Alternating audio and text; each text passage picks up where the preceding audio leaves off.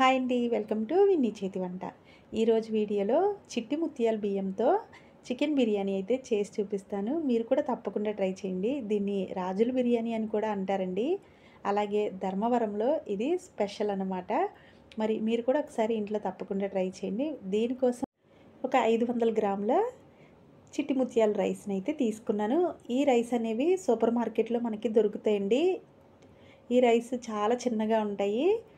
వీటిని శుభ్రంగా 2-3 సార్లు కడిగేసుకున్న తర్వాత బియ్యం మునిగే వరకు నీళ్ళు పోసుకుని ఒక గంట పాటైనా నానబెట్టుకుని పక్కన పెట్టేసుకోవాలి. బియ్యం అనేవి నానితేనే మనకి ఈ బిర్యానీ టేస్ట్ బాగుంటుంది.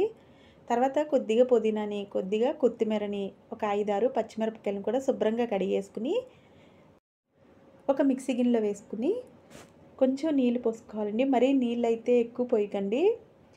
కొద్దిగా నీళ్ళు పోసుకుని ఈ విధంగా పేస్ట్ లాగా చేసేసుకున్న తర్వాత దీన్ని కూడా పక్కన పెట్టేసుకోవాలి.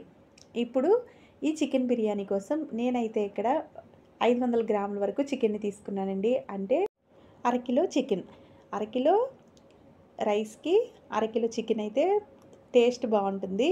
ఇప్పుడు ఈ చికెన్ని శుభ్రంగా కడిగేసుకుని దీనిలో కొద్దిగా పసుపు, రుచికి సరిపడా సాల్ట్ని, అలాగే కొంచెం కారాన్ని వేసుకుని ఒక 4-5 టేబుల్ స్పూన్ల వరకు పెరుగుని, దీనిలోనే కొద్దిగా అల్లం వెల్లుల్లి పేస్ట్ వేసుకోండి. ఆ వీడియో క్లిప్ అయితే మిస్ అయింది. ఇలా వేసుకున్న తర్వాత ఇలా కలిపేసుకుని పక్కన పెట్టేసుకోండి.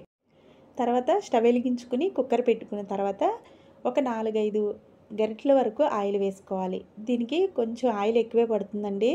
ఆయిల్ వేడైన తర్వాత హోల్ గరం మసాలాను కూడా వేసుకుని ఫ్రై చేసుకోవాలి. తర్వాత ఒక ఉల్లిపాయని విధంగా సన్నగా పొడుగ్గా కట్ చేసుకుని మరీ ఎక్కువ వేగకుండా ఈ విధంగా దోరగా వేగిన తర్వాత ఒక టేబుల్ స్పూన్ అల్లం వెల్లుల్లి పేస్ట్ వేసుకోండి.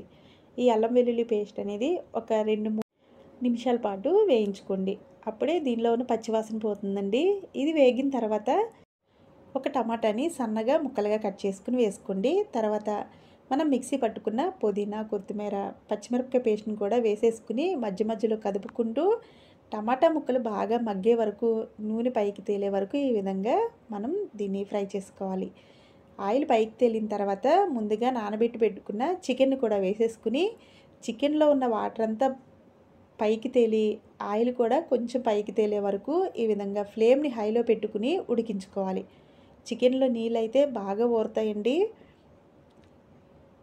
చూసారు కదా, ఈ విధంగా బాగా ఉడికి నూనె కొద్దిగా పైకి తేలిన తర్వాత దీనిలో ఒక టేబుల్ స్పూన్ ధనియాల పొడిని, ఒక టేబుల్ స్పూన్ జీలకర్ర పొడిని, అలాగే ఒక అర టేబుల్ స్పూన్ గరం మసాలా పౌడర్ని కూడా వేసుకుని ఒకసారి పూర్తిగా కలుపుకోవాలి. ఇలా కలిపిన తర్వాత దీనిలోనే రుచికి సరిపడా ఉప్పు వేసుకుని ఫ్లేమ్ని హైలో పెట్టుకుని మరి కొద్దిసేపు ఈ చికెన్ అయితే ఉడకనివ్వాలి. మనం వేసిన మసాలాలు, ఈ ఉప్పు అనేది ఈ చికెన్కి ఈ టైంలో బాగా పడుతుందండి. ఇలా కొద్దిసేపు ఉడికితే ఆయిల్ అంతా ఈ విధంగా పైకి వచ్చేసి చక్కగా ఉడికిపోతుంది.